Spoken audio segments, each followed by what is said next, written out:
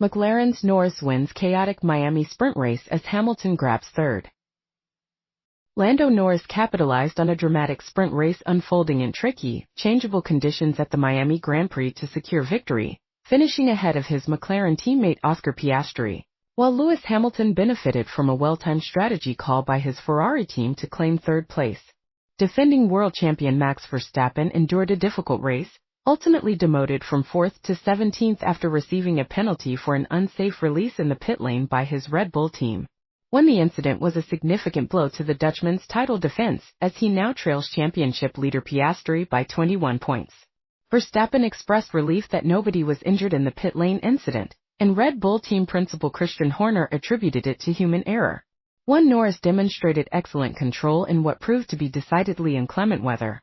A sudden heavy downpour had soaked the circuit just before the race start, necessitating the formation lap to begin behind the safety car due to the volume of standing water.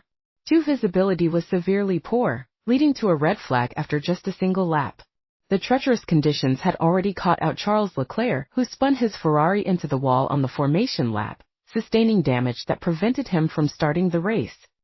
Following a 30-minute delay, the race attempted a restart, again beginning behind the safety car before transitioning to a standing start for the remaining 16 laps. In the short sprint to turn 1, Piastri, starting second on the grid, immediately pounced to overtake the Mercedes of pole-sitter Kimi Antonelli, who eventually finished 7th.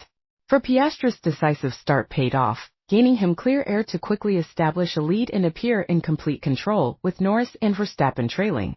However, the race dynamics shifted just past the midway point. As the track began to dry rapidly, the option of switching to slick tires became viable around lap 11. Ferrari opted to bring Hamilton in early for the change, a move that helped him climb to third place. Verstappen also pitted for new tires but was released directly into the path of Antonelli, resulting in contact that damaged the Dutchman's front wing and incurred a 10-second penalty. McLaren had to react to the evolving conditions, first pitting Piastri and then Norris a lap later. Crucially, Norris' pit stop coincided with the safety car being deployed after Fernando Alonso crashed out, effectively giving him a free stop. This timing allowed him to rejoin the track just ahead of Piastri, taking the lead, which he held behind the safety car until the checkered flag. For Hamilton, who has experienced a challenging period in the Ferrari since his victory in the Shanghai sprint race, the podium finish provided a moment of encouragement for both himself and the team, offering some optimism ahead of qualifying.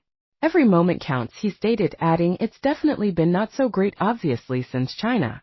He continued, "Coming into this weekend we have made some changes, but we have more to do in order to be fighting more consistently at the front. We just need to knuckle down and I do believe that we can get some better results." This marks Norris' second sprint race victory, his first having come in Brazil last year. The result significantly closes the gap to championship leader Piastri, reducing it to just 9 points.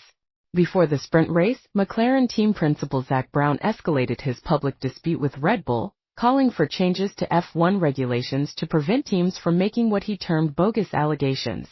On Friday, Brown had made a light-hearted reference to suggestions from the previous year, widely believed to originate from Red Bull, claiming McLaren were injecting water into their tires to cool them, a practice McLaren strenuously denied. Brown was seen on the pit wall drinking from a water bottle labeled tire water.